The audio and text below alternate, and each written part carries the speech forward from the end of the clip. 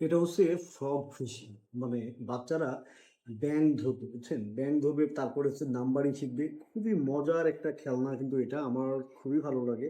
এবং বাচ্চাদের সবচেয়ে বড় কথা যেটা, সেটা হচ্ছে বাচ্চাদের কনসেনট্রেশন বাড়ায় কিন্তু খেলনাটা। এই যে বাচ্চারা কিন্তু মনোযোগ সহকারে ধরতে পারে।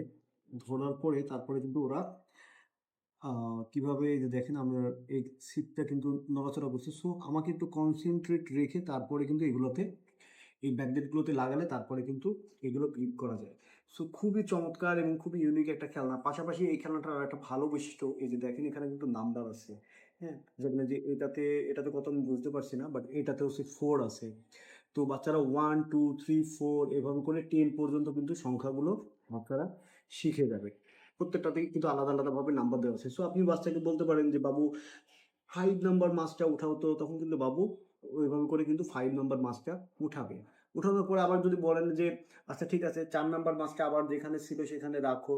তখন বাবু কিন্তু তুলে নিয়ে এসে আবার কিন্তু ওখানে রাখবে। এটা কিন্তু ওদের মেমোরিটাও কিন্তু শার্প করে। সো চমৎকার পারপোজফুল এই টয়টা কিন্তু আপনার বাসার জন্য নিয়ে নিতে পারেন। কারণ বাচ্চারা এই ধরনের ফিশিং করতে কিন্তু খুবই পছন্দ করে, হ্যাঁ?